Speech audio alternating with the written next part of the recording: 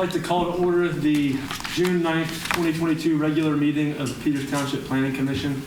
Roll call, Seth. Mr. Mills will not be with us this evening. Mr. Cartafilos will not be with us this evening. Mr. Magrino. Here. Mr. Smith. Here. Mr. Wiley. Here. Mr. Salepis. Here. And Ms. Corbel will not be here this evening. Item 2, approval of the minutes from May 12th, 2022. Any changes, commissioners, to the minutes? No. May I have a motion? I'll make a motion to approve the minutes of the May 12th, 2022 meeting. Second. Any opposed? All in favor? All right. Any reports and correspondence? Seth? None. Any site plan subdivisions filed for review? No new ones, no. Any changes to the agenda? No. Any audience comments on items not on tonight's agenda? Seeing none, move on. Any old business that we need to revisit? No. Moving on to new business. Item 8A, Planning Commission recommendation for Fisher Subdivision, final plan on Clara Lane. I will be recusing myself because my law firm does some work for the applicant. Thank you. Back in February of this year, Planning Commission reviewed a modification request related to the kind of conceptual layout for this subdivision plan because they were subdividing property on a private road without bringing that road up to township specifications, as is required under the Township Subdivision and Land Development Ordinance. Township Planning Commission made a recommendation to council for approval of that modification. It ultimately was approved by the Township Council, subject to 2 conditions, which have been taken into consideration as part of this subdivision plan. The applicant is now coming back before Township Planning Commission for the formal subdivision plan with the anticipated recommendation to council. The plan before you tonight takes a number of parcels on Clara Lane, a total of 4 existing parcels, and converts them into 3 different parcels of land, one of which is a mixture of a consolidation and a subdivision of an existing parcel. In the report I've provided to the Planning Commission, I've put together a table kind of trying to lay out the existing versus the proposed as part of this. And what we're seeing as part of the subdivision plan that's been prepared and is before you this evening does not correspond with the modification request that was ultimately approved earlier this year. When we did that modification request, the justification was that they would be taking 4 lots and making them 4 lots. There would be no new increase in the number of lots. I just misspoke a number a minute ago. 3 lots. Well, on the plan they're proposing, they're showing 3 lots to 4 lots. The modification was 4 lots to 4 lots. The reason being is the subdivision plan they're showing tonight doesn't take this lot here, which is also owned by Mr. Fisher, into consideration and consolidation as part of the blue lot on the screen. I spoke with Mr. Fisher earlier this week. I think it was just a misunderstanding between the staff, council, and the surveyor. So they have no issue incorporating that as part of the consolidation into the blue lot, which is the lot that'll be owned by Mr. and Mrs. Fisher. So once that takes place, then the proposed subdivision plan will meet all of the conditions placed upon the modification approval by Township Council. So with that being said, all the other requirements of the low-density residential district, including lot size and frontage and other dimensional requirements, are met as part of this subdivision plan. So we would provide a recommendation that the subdivision plan be approved subject to some revisions and conditions as outlined in my report, and number 1 being that separate parcel of land, which is at 109 Clara Lane, be incorporated as part of the consolidation for the proposed lot 1, which again would bring it into compliance with the modification that was approved back in February. Which is condition number 1. Correct, yes. So if you have any questions, I'm happy to answer them. We also have the applicant here tonight as well.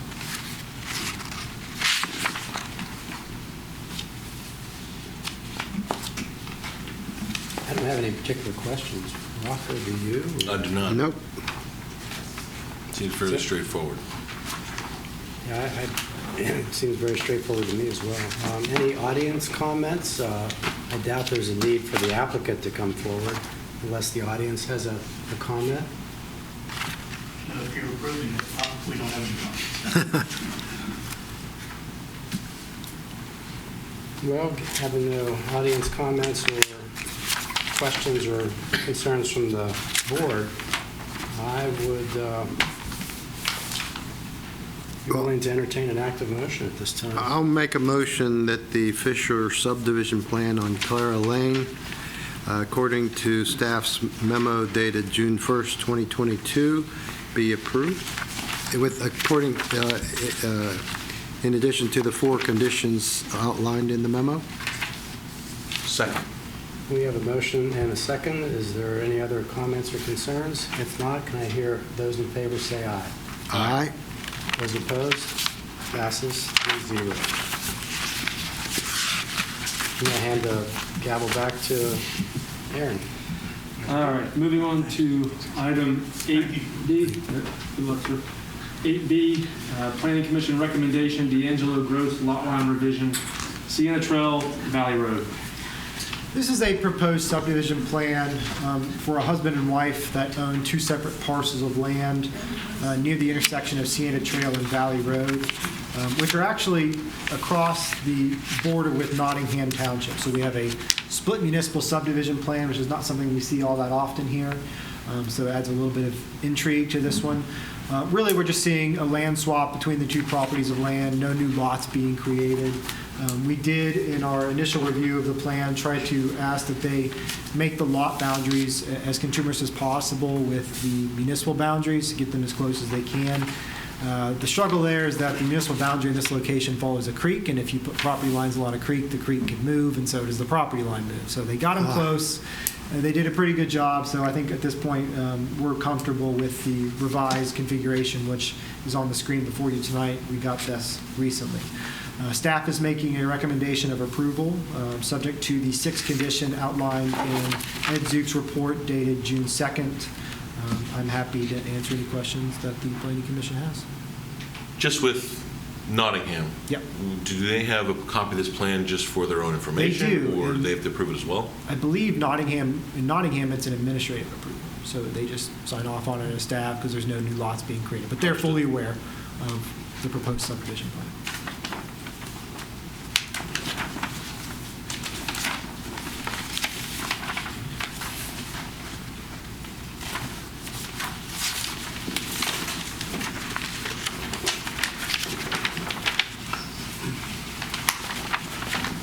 Any other commissioner questions?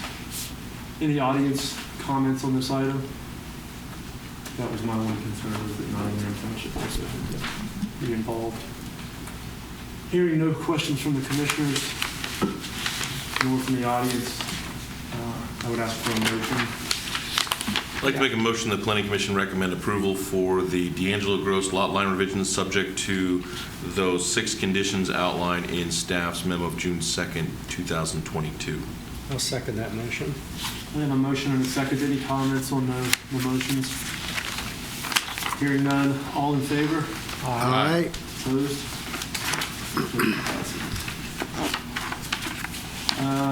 Item 8C, Planning Commission recommendation, Road Farm, simple subdivision, Fro Road. So Frobe Development LLC has acquired roughly half of the Frobe Farm property, with the other half under agreement, located along Frobe Road, across from the intersection of Frobe Road and Meredith Drive. What we're doing tonight is splitting this large parcel of land into 2 separate pieces, the red on the north and the blue on the south, with the blue parcel being 38.11 acres, and that is the section that they have acquired up to this point. So what we're doing tonight is creating this parcel of land so it can be dated in the name of the developer, and they are going to be coming before the township for preliminary design and for land development for the overall 90-plus acres, and then a little bit further, more involved land development for the first phase, which would be the blue phase at a later date. So we're prepping the stage right now for development of Frobe Farm by splitting it into 2 parcels of land. Staff is making a recommendation of approval, subject to the 4 conditions outlined in Ed's June 3rd, 2020.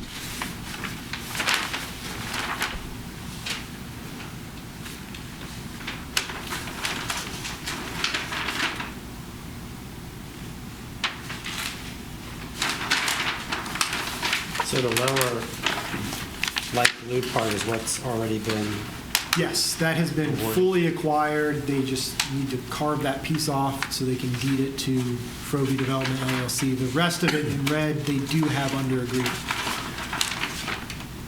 I would just note that perhaps item number 5 would be that the land surveyor seal and the land surveyor seal spot next to their Oh, certification. definitely, yep. I think they have it up in the registered engineer's location. I think Gary's probably, he may be registered engineer as well, but that's land surveyor seal.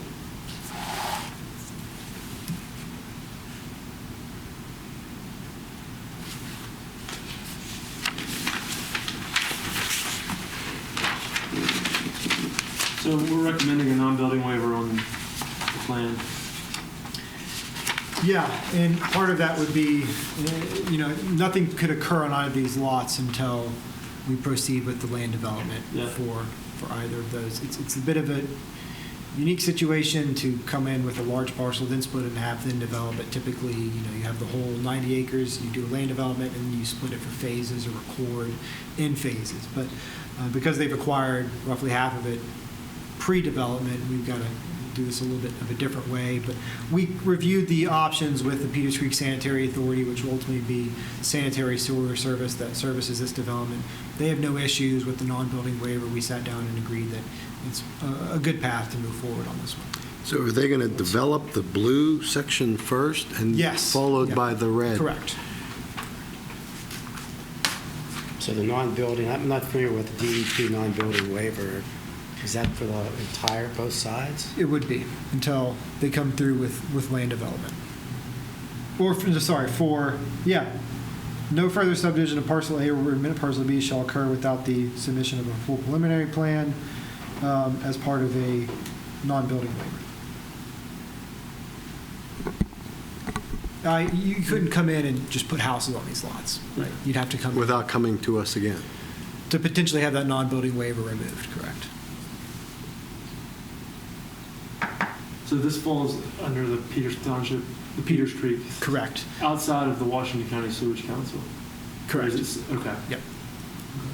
The reason I ask is because from my personal previous experience with the DEP non-building waiver, the Washington County Sewage Council has had problems with that. We talked about it with the sanitary authority, and the conclusion they came to with their engineers that ultimately it's upon the township, and if we want to proceed, then they're fine with it. Okay, well, that makes sense. Yeah.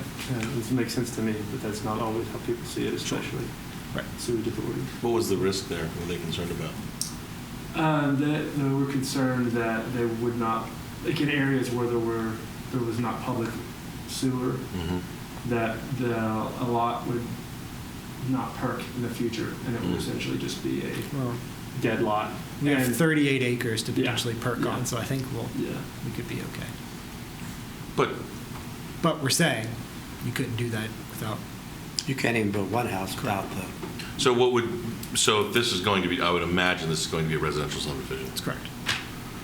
So what's the next step that they would do?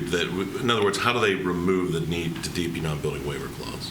Sewage planning. Yeah, A they'll module- do sewage module planning. one to the Yeah. DEP. So it's this Yeah. full sewage planning? Yeah. Okay. Okay.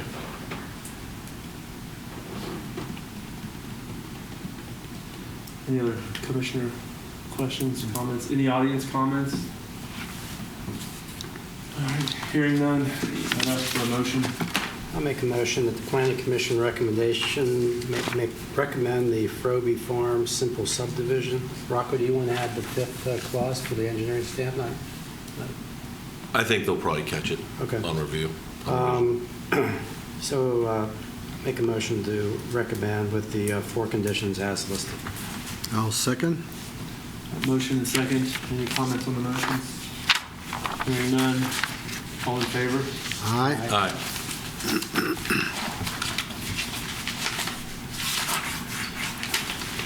Item 8D, new business, planning commission recommendation, mixed-use activity center and off-street parking and loading zone ordinance amendments. This might look familiar This is to. the page-turning portion of the meeting, right? This should look very familiar in the sense that nothing has changed since Planning Commission saw this ordinance amendment back in March of this year, and we ultimately made a recommendation to Township Council that it be approved.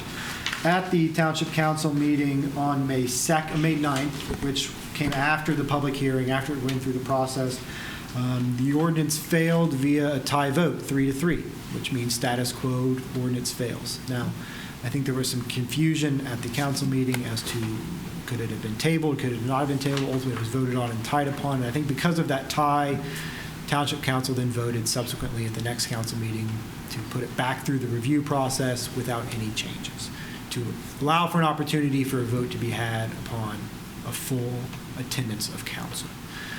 So tonight you are reviewing, again, some proposed ordinance amendments to the Mixed-Use Activity Center District, specifically the MA1 Sub-District, and our off-street parking and zoning ordinance regulations across the entire township. So again, what we're proposing is currently in the MA1 Sub-District, which I've identified in the purple circle at the bottom left-hand corner of the screen, for any multifamily development, pure multifamily, we restrict the maximum number of units in a single building to 36 units. Our proposal is to strike that requirement entirely.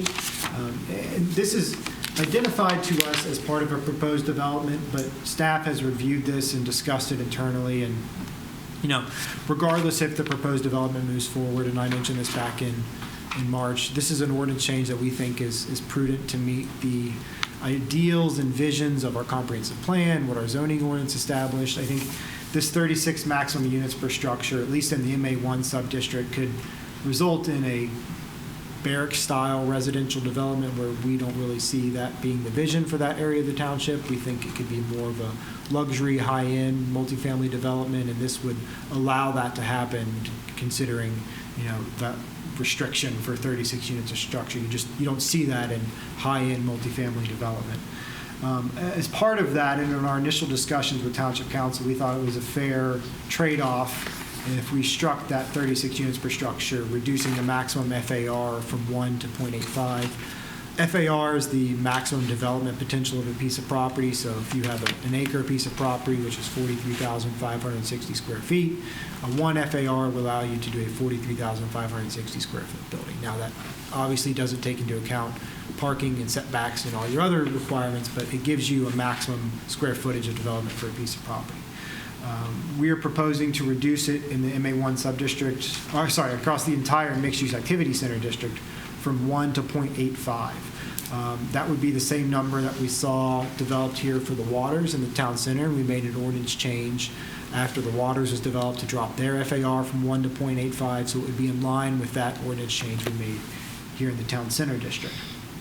Lastly, across the entire township, regardless of zoning district, we have a specific ordinance section that requires for enclosed parking for multifamily developments on at least 3 sides. And again, we've reviewed this internally. We think it could likely result in certain parking structures that would degrade over time, might not be maintained very well. We just don't see a need to force the hand for that type of parking structure. Now, as part of this proposed development that we're hearing there in the MA1 sub-district, they are talking about structured parking, a parking garage, and obviously they'd be free to do that. This wouldn't preclude them from doing that. We don't want to have to restrict them and require at least 50% of all their parking being closed on all 3 sides. So we are proposing to strike that entirely. And again, these are all the ordinance changes that we proposed to Planning Commission and Council back in March. No changes have been made since then. I'm happy to answer any questions that the Planning Commission has before we make a recommendation to Council. And why are we revisiting this?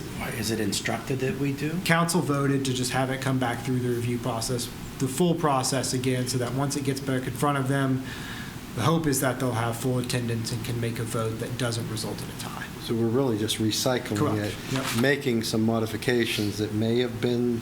No changes. Oh. No changes. This is the exact same ordinance amendment that was seen back in March. Okay, and then it'll be presented to hopefully the Yep, full... we'll go council. back, council will look at it again. We'll have another public hearing.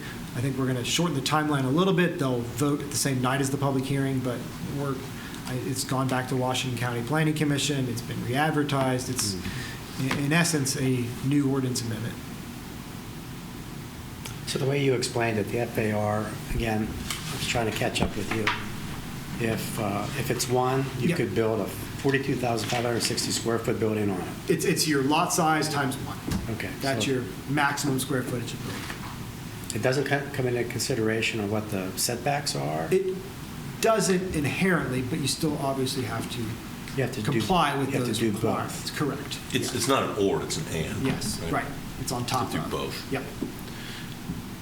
Seth, could you just remind us where this was published and advertised? In the Observer Reporter and online. Gotcha.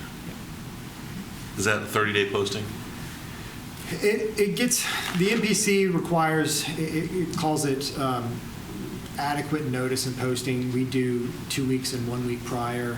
We do that for ordinance amendments and zoning hearing board legal notices, and that covers our notification requirements. We do have to get it to Washington County Planning Commission 30 days prior to a public hearing. I sent it to them yesterday, and with the expectation that we might have the public hearing in maybe July 11th, and that would give us that 30-day window. Very good. Can you go back to your map for a Yep. second? I just have one question. Where's so this is regarding the MA1. Yes. We're removing the MA1. I can't recall where the MA2 So, area is. yeah, everything in purple, the dark purple on your screen is all mixed-use activity in the entire township. Okay. The blue circle is the MA1 sub-district, so everything else is MA2. There's some property at the intersection of Venetia Bebout, or Valley Brook Bebout. There's property here, which we saw last planning commission meeting, the BP Cohen property. Mhm. That's MA2. Okay. There's some up Hidden Valley, and then there's some on East McMurray before you get to Route 19. I was just curious because we're leaving the 24 units per structure in MA2 in place. Yep, and I think that, that could be a reasonable approach for those districts. MA1 is a little bit more intense. It's surrounded by more commercial property. MA2 is a little bit more integrated into existing residential neighborhoods. So Okay. it could be keen for a much less intense type of multifamily development. And we actually, it wasn't anywhere close to 24 units per structure, but if you recall earlier this year, we did that apartment conversion on East McMurray. On McMurray. And that's mixed-use activity, and it's good zoning for that. And more so for the people maybe watching at home, could you remind us of how large the potential development is at that particular point? Yeah, we've seen conceptual plans for around 250 units across 2 buildings, so roughly 120, 30 units per building. What's the height restriction? Was it 4 floors? So it's a 4-story conditional use in that zoning district. They have expressed interest in pursuing a 4-story development, which require conditional use by Township Council. But 3 stories is permitted. 3 stories is permitted by right. That's correct. If it goes to 4 stories, then they have to get approval. Special approval, correct. And then is there step backs with the building? Yeah, there's facade undulations, there's step-back slope approaches, there's all kinds of other different things that come into play as part of development on that property. The 36 units and larger per building is, larger than 36 is very common for that type of use. I mean, that's a standard 250 In reviewing, units is very standard of what that and typical that's product kind of the is. sweet spot these days. It is. We think that 36 units per structure might have even predated the 2017 zoning ordinance. It might have been a remnant from older zoning back when garden-style apartments, smaller apartment buildings were the style and the development pattern. But today, with, again, as Rocco mentioned, high-end residential living, you're not seeing anything really less than 200 units per structure. No, and the 36 units per building is quintessentially in my experience, a garden-style Yes. apartment. Walk-ups, not, heavily amenitized resort-style communities. And just what's designated in red in our notes is that's what we're recommending or not recommending with provisions. Correct. Okay. Any audience comments on this item? Hearing none. Any commissioner questions or comments? Yeah, my comment just is I don't see a problem in what the staff has come up with regarding the changes. I concur. I think we approved it before. Nothing's changed in a solid month since we all agreed that it would be a valuable addition to the township. So. that particular development. Well, I like the diversity, housing diversity, which we really don't have. Which was part of our comprehensive plan for 2012. It was a major component. And not having the numbers in front of me, I would guess that the traffic impact would be less than turning it into a commercial strip mall or office building, I would guess. Yeah, That's I mean, just without, that's my comment. apartments per unit generate less traffic than standard single-family homes. It just comes down to a numbers game. But if you were to put a large commercial development in there, we would likely see a significant more amount of traffic. With everybody working from home. That's true. Exactly. Yeah, if you put a Lowe's in there, Oh, yes. no way. All right, well then, any more comments, any other comments? If there's none, I would ask for a motion. I'd like to make a motion that the Planning Commission recommend approval for the mixed-use activity, MA, and off-street parking and loading ordinance amendments as identified in the attached memo, or the memo from staff dated June 2nd, 2022, in the subsequent attachments. I'll second. We have a motion and seconds. Any comments on the motions? No further. Hearing none. All in favor? Aye. Aye. Any opposed? Motion carries. Planning, moving on to the planning portion. Any miscellaneous items? All I'll say is, on Monday night, there was a joint workshop between Township Council and the school board. I did present to them a 10, 15-minute presentation, and I shared a bunch with the people internally, and I'll share with the Planning Commission as well. There's about 26 different residential and commercial projects that are under construction, under review, in conceptual, in the review process, and we've been meaning to do this for a while now, at least internally, to help wrap our heads around everything that we've got going on. And so I'll share that with you sometime next week when I'm back in the office, and you can kind of see how I framed it in front of council and the school board, but just giving him an idea of what's in the works and what's coming. And there's a lot of activity here in the township. Very good. Thank you. All right. Any more comments, questions for Seth? All right. Meeting adjourned.